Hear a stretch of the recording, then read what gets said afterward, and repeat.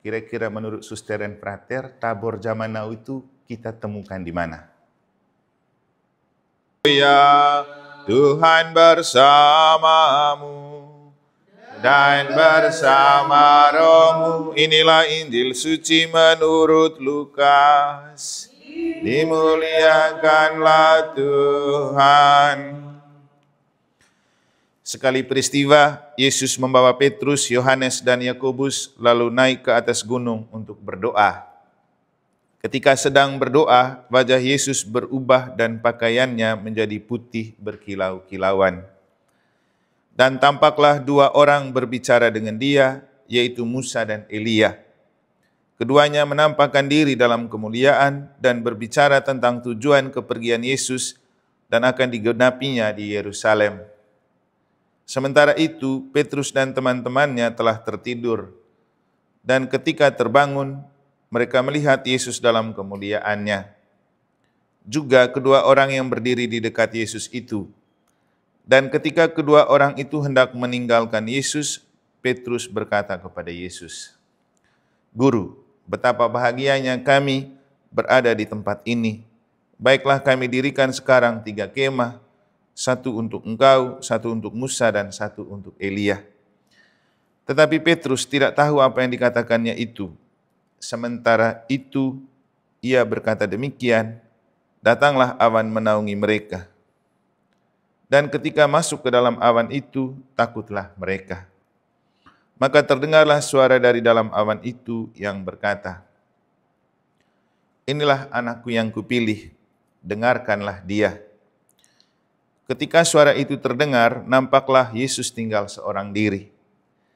Murid-murid itu merahasiakan semua itu, dan pada masa itu mereka tidak menceritakan kepada siapapun yang telah mereka lihat itu. Demikianlah sabda Tuhan. Terpujilah Kristus.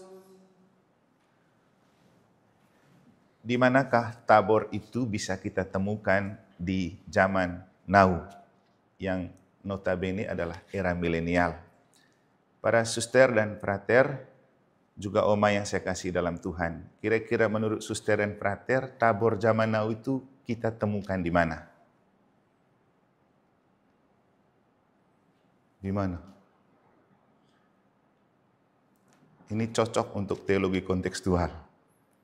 Pertama, di mana? Di mana kita bahagia. Iya, seperti Petrus, dia menemukan kebahagiaan waktu dia menjumpai kenyataan kemuliaan Tuhan di Tabor, tapi catatannya, dia sendiri tidak sadar dengan kebahagiaan itu kan. Seringkali memang kita sebenarnya bahagia, tapi kita tidak sadar dengan kebahagiaan kita. Yang paling penting itu ketika bahagia, kita tidak tahu bahwa kita bahagia itu karena anugerah Tuhan. Makanya ketika bahagia jarang orang bersyukur, karena tidak tahu kalau bahagia itu anugerah Tuhan. Pikirnya produk manusia. Yang lain lagi, itu kalau lihat ke dalam batin, kita melihat situasi batin yang bahagia, itulah Tabor. Kita menemukan kemuliaan Allah. Untung kalau pas bahagia, orang menyadari itu adalah anugerah Allah, maka dia menemukan kemuliaan Allah. Kalau tidak juga susah.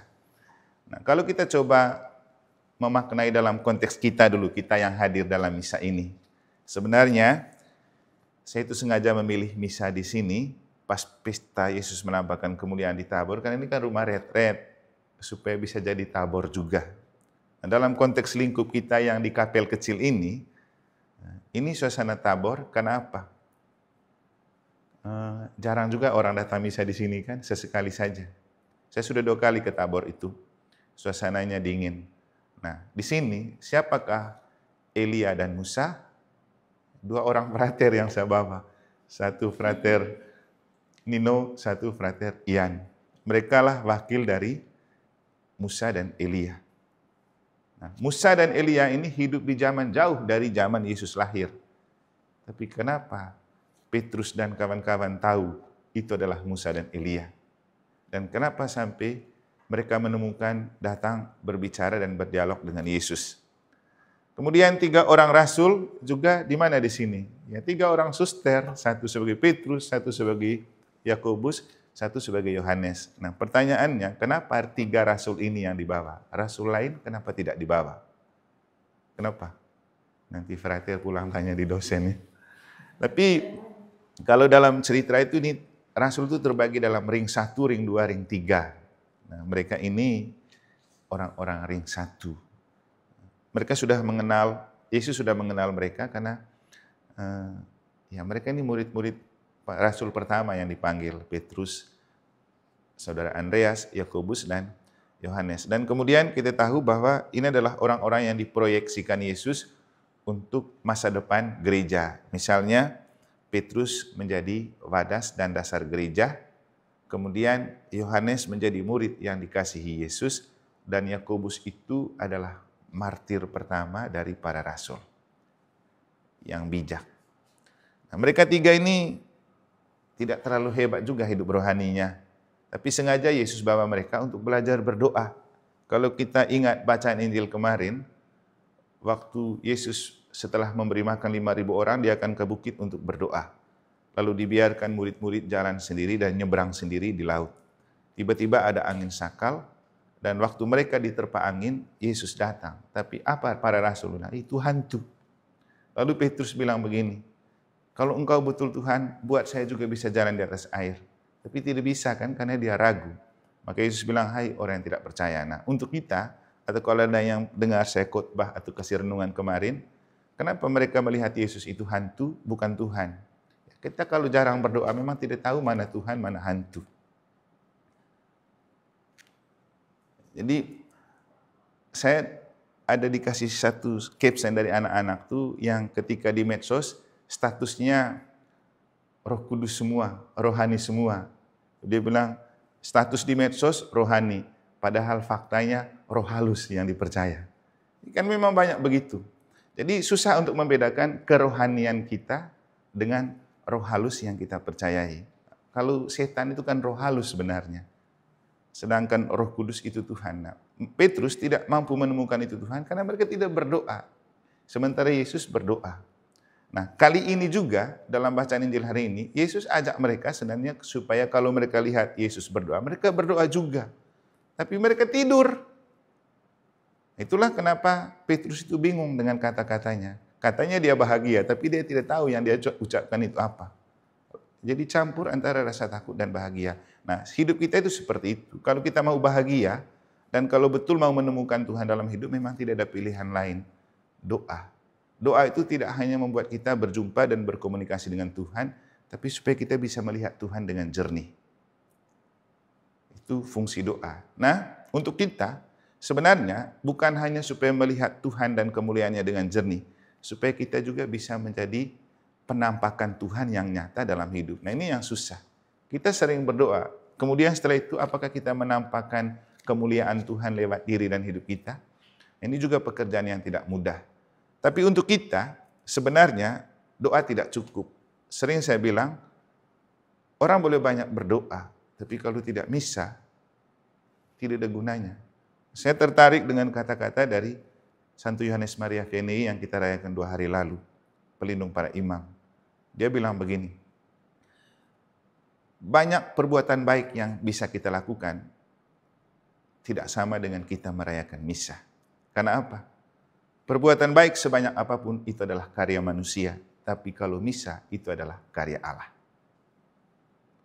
Jadi perbuatan baik manusia sebanyak apapun itu adalah karya manusia, tapi kalau misa itu adalah karya Allah. Dan hanya kita yang bisa menikmati misa. Apalagi kita yang terpanggil khusus kayak gini, ya sedikit ada aturan wajib misa setiap hari kan. Kalau Frater Ian ini sudah yang kedua hari ini, jadi dia semakin menampakkan kemuliaan Tuhan nanti. Nah, yang paling penting itu begini, misa. Kita kalau mau serius dan kusuk ikut misa, itu adalah tabor yang nyata. Karena misa kan karya Allah, berarti kita sedang berpapasan dengan Allah, bajak Allah. Saya selalu bilang di umat Mataram, kita bersyukur punya gereja yang memberikan simbol bahwa kita merayakan misa itu adalah perayaan surga yang ada di dunia. Nanti kalau suster atau frater mereka di Mataram kan lihat, di langit-langit paling atas ada perjamuan anak domba di surga.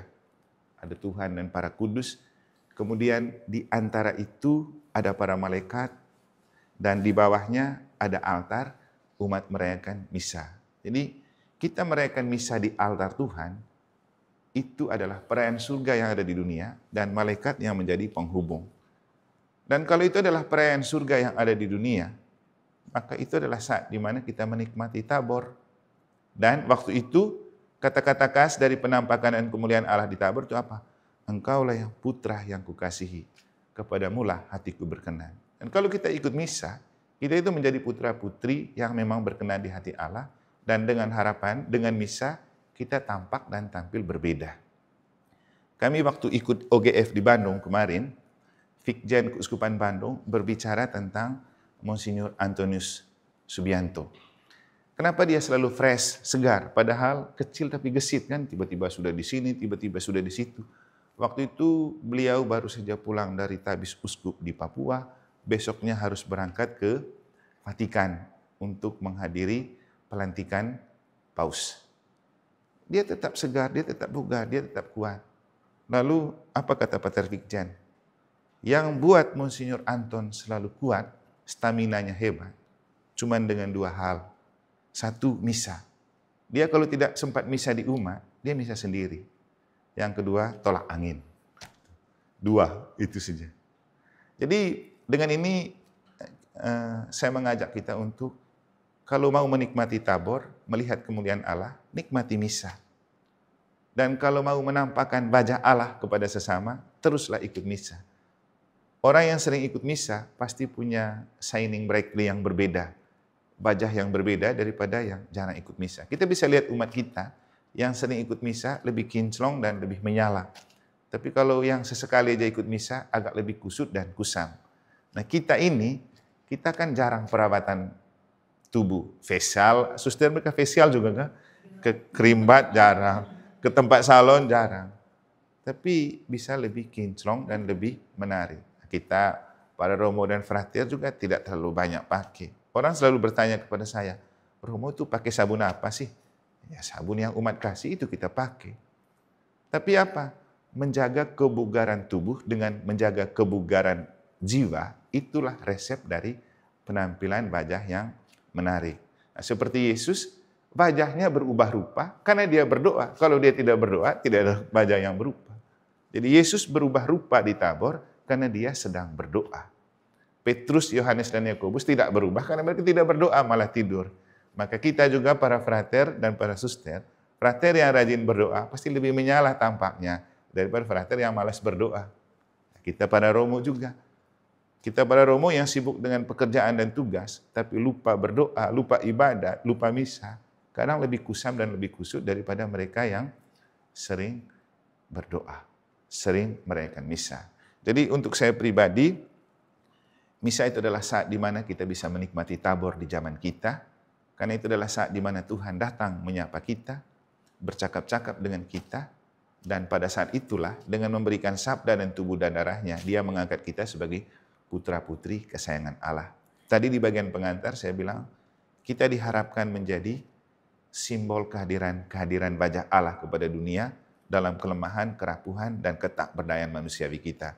Dan itulah pentingnya dari kita mencicipi tubuh dan darah Kristus. Toh setiap kali kita terima bukan karena kita suci dan kudus, tapi kita tidak layak dan tidak pantas. Sebelum terima kan kita bilang, ya Tuhan saya tidak pantas, Tuhan datang pada saya, tapi bersabdalah saja supaya akan sembuh.